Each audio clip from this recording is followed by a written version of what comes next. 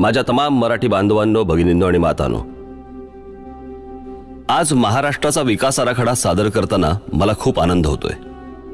पण त्या आराखड्याबरोबरच जर आपण सौंदर्यदृष्टी संदर्भात काहीच बोललो नाही तर त्या विकासाला काहीच अर्थ नाही।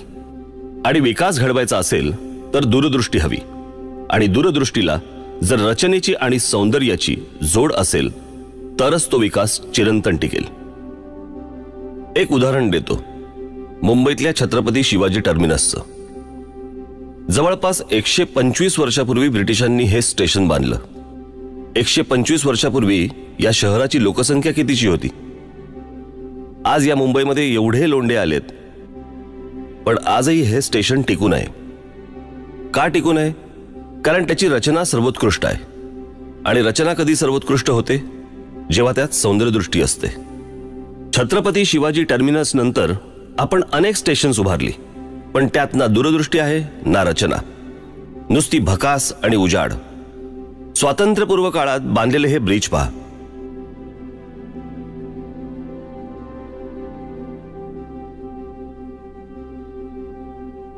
आणि आपण बांधलेले हे ब्रिज पहा। मूलभूत गरजा सोडवण्याबरोबरच पायाभूत सुविधांमध्ये सौंदर्यदृष्टी नसेल तर काय उपयोग? म्हणून आमचा हा छोटासा प्रयत्न, जो राज्य सरकारसाठी, महानगरपालिकांसाठी, जिल्हा परिषदांसाठी, ग्रामपंचायतींसाठी आणि आपल्या सर्वांसाठी महत्त्वाचं ठरेल। एक पटकन डोळ्यासमोर परदेशातलं उदाहरण येते। याचा अर्थ असा नाही की परदेशातलंच काय ते चांगलं आणि आपल्याकडचंच काय ते वाईट। माझं म्हणणं एवढंच आहे की जे चांगलं आहे ते स्वीकारायला काय हरकत आहे। एक उत्कृष्ट केस स्टडी आहे न्यूयॉर्क मधल्या सेंट्रल पार्कची। न्यूयॉर्कच्या मॅनहॅटनला शहराच्या अगदी मध्यात ते पार्क आहे। ते सुरू झालं 1857 साली, जेव्हा आपण स्वातंत्र्याची पहिली लढाई लढत होतो। हे पार्क 778 एकरात पसरलंय। म्हणजे आपल्या मुंबईच्या शिवाजी पार्क एवढी 28 ते 30 मैदानं बसतील एवढं मोठं पार्क आहे ते। नागरिकांनीच पुढाकार घेऊन ते सुरू केलं, राखलं, आणि आजही न्यूयॉर्कच्या गजबजाटात ते पार्क स्वतःचं सौंदर्य टिकवून आहे। कोणा एकाची मालकी नाही की अतिक्रमण नाही। इथे दाट झाडी आहेत, प्राणी संग्रहालय आहे, तळं आहे, पक्षी निरीक्षण केंद्र आहे। मुख्य म्हणजे या वर्दळीच्या भागात लोकांना हवी असलेली एक शांतता आहे। आणि या एवढ्या मोठ्या पार्कचं व्यवस्थापन कुठचीही सरकारी यंत्रणा करत नाही, तर सेंट्रल पार्क कन्झर्वन्सी नावाची संस्था करते। हे का होत असेल? कारण ते पार्क लोकांनी उभारले, ते इतकं सुंदर राखलंय की ते लोकांना आजही हवंसं वाटतंय। त्या तुलनेत आपल्याकडे काय आहे? आपल्याकडे पण मुंबईत एक पार्क आहे, बोरिवलीचं संजय गांधी राष्ट्रीय उद्यान। वन विभागाच्या जमिनीवर हे पसरलंय। बरं, हे जंगल किती अवाढव्य आहे माहितीये? पवईला सुरू होतं ते थेट संपतं घोडबंदरला। हे जंगल किती पसरलंय माहितीये? ते आहे 104 चौरस किलोमीटर्स। मी तुम्हाला सेंट्रल पार्क मध्ये किती शिवाजी पार्क मैदानं बसतील हे सांगितलं। आता आपल्या मुंबईतलं जंगल किती आहे माहितीये? 30 सेंट्रल पार्क बसतील एवढ्या अवाढव्य जागेवर हे पसरलंय। बरं, न्यूयॉर्कला असं पार्क उभारावं लागलं तर आपल्याकडे निसर्गानेच आपल्या पदरात दान टाकलंय। पण आपण या पार्कची काय अवस्था करून ठेवली आहे माहितीये? भीषण अवस्था आहे। पार्कला चारी बाजूनी वाळवी लागल्यासारख्या इमारती आहेत। बिल्डर मंडळी वाटेल तसं जंगल ओरबाडतायत। जंगल आक्रस्तय, तिथले प्राणी शहरात आसरा शोधतायत। बिबळ्या घरात शिरला असं आपण ओरडत सुटतो, पण अहो, तो आपल्या घरात नाही आलाय, आपण त्याच्या घरात शिरलोय। पर्यावरण रक्षणाच्या नावाखाली कुठच्याही परवानग्या अडवून ठेवणारं वन खातं इथे मात्र डोळे मिटून बसलंय। अक्षरशः या जागेवर बलात्कार होतोय। वन विभागाच्या अशा अनेक जमिनी सरकारी आशीर्वादाने कशा ओरबाडल्या जात आहेत हे मी तुम्हाला दाखवतो।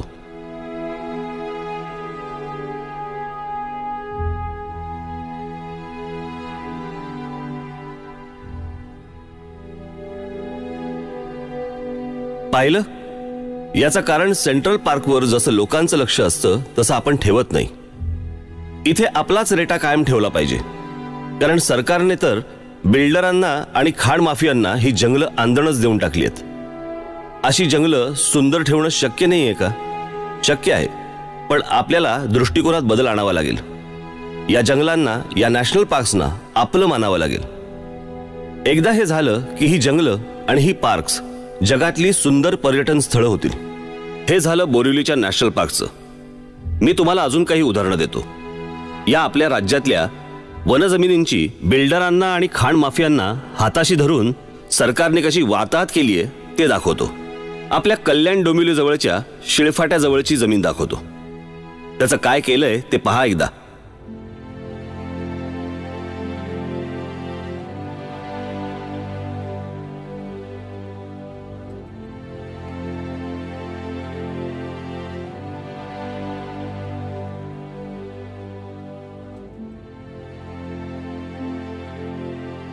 आता हे नवी मुंबईतले वन विभागाचे डोंगर.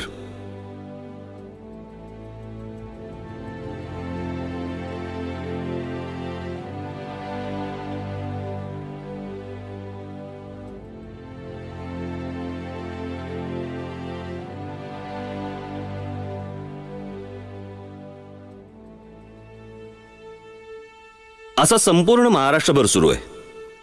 हा विध्वंस तुम्ही पाहिलात. आता हे पहा, हे कचऱ्याचे ढीग, खड्डे पडलेले रस्ते, बुजलेले नाले, अनधिकृत झोपडपट्ट्या, खोटे परवाने देऊन रिक्षा किंवा टॅक्सी शहरभर फिरतायत, अनधिकृत रेशन कार्ड दिली जात आहेत. आज महाराष्ट्रातल्या शहरांची ही परिस्थिती तर ग्रामीण भागाची काय असेल? ग्रामीण भागातील विद्यार्थ्यांचे हाल बघा काय होतात ते. एखादं अधिकृत काम करायला गेलं तर 100 अडचणी येतात, पण अनधिकृत काम करायला काहीच अडचण येत नाही. पण या सगळ्याला जबाबदार कोण? फक्त लोकप्रतिनिधी आणि प्रशासन? नाही. दुर्दैवाने आपण सगळेच जण या दशावताराचे साथीदार आहोत. आपण जर सुजाण नागरिक असल्याचं कर्तव्य पार पाडलं तर भ्रष्ट आणि कामचुकार अधिकाऱ्यांची काय बिशाद. त्यांनी आपल्याला गृहीत धरलंय. हा त्यांच्या इतकाच आपलाही दोष आहे. पण याचा विचार कोणी करणार नाही, कारण या सगळ्याकरता दूरदृष्टी असावी लागते. पण दुर्दैवाने ती दृष्टीचाच दिसत नाही. बरं, ती आपल्याकडे कधीच नव्हती असं नाही. आपल्याला आपल्या विचारात बदल आणावा लागेल. हे शहर माझं आहे, हे राज्य माझं आहे, ही भावना रुजवावी लागेल. मुळात आपण आपलं घर सोडलं तर बाकी कशाला आपलं मानतच नाही. रस्ता महानगरपालिकेचा, माझा नाही. स्टेशन रेल्वेचं, माझं नाही. शाळा जिल्हा परिषदेची, माझी नाही. एसटी सरकारची, माझी नाही. आपण आपलं घर जसं ठेवतो तसा आपला घराबाहेरचा परिसर ठेवतो का? परिसर स्वच्छ ठेवायला पैसे नाही लागत, तर इच्छाशक्ती लागते. सगळंच सरकारने करावं, सगळंच महानगरपालिकेने करावं, तर मग आपण काय करायचं? आता पहा, झोपडपट्ट्या फक्त आपल्याकडेच आहेत का? जगातल्या अनेक देशांमध्ये आहेत. आता हेच उदाहरण घ्या ना, ब्राझीलमधलं, रिओचं. तिथेही झोपडपट्ट्या आहेत, पण ते लोक त्या झोपडपट्ट्या स्वच्छ ठेवतात, परिसर स्वच्छ ठेवतात. आत्ताच तिथे फुटबॉल वर्ल्ड कप झाला. आपल्याकडे मुंबईत होईल? शक्यच नाही, कारण रचनाच नाही, स्वच्छता नाही, सौंदर्यदृष्टी नाही. आणि सौंदर्यदृष्टी, रचना, स्वच्छता याचा गरिबी आणि श्रीमंतीशी काय संबंध? आपण आपल्या घराची जशी काळजी घेतो तशी आपल्या गावाची, आपल्या शहराची, महाराष्ट्राची काळजी घेतो का? माझं असं अजिबात म्हणणं नाही की कोणी काळजी घेतच नसेल, पण त्याचं प्रमाण किती आहे? आज संपूर्ण समाजात ही भावना आपल्याला जागृत करायला पाहिजे. आपण स्वतःच्या घराची किती काळजी घेतो? त्याच्या रंगापासून ते फर्निचरपर्यंत सगळ्या गोष्टींची काळजीपूर्वक निवड करतो. घर सुंदर राहावं, स्वच्छ राहावं म्हणून धडपड करतो. तसंच मग शहराकरता का नाही करत? घरातल्या भिंतीवर थुंकतो का आपण? मग शहरातल्या भिंतींवर का थुंकतो? कारण ही शहरं, ही गावं, हा महाराष्ट्र हे माझं घर आहे असं आपण मानतच नाही. मलेशिया, सिंगापूर, थायलंड आपल्या मागून आले आणि किती पुढे निघून गेले. आमच्या मागून आलेल्या देशांचं चलन अधिक बळकट आणि आमच्या रुपयाचं सतत अवमूल्यन. तिथल्या लोकांनी त्या देशाला, शहराला आपलं मानलं.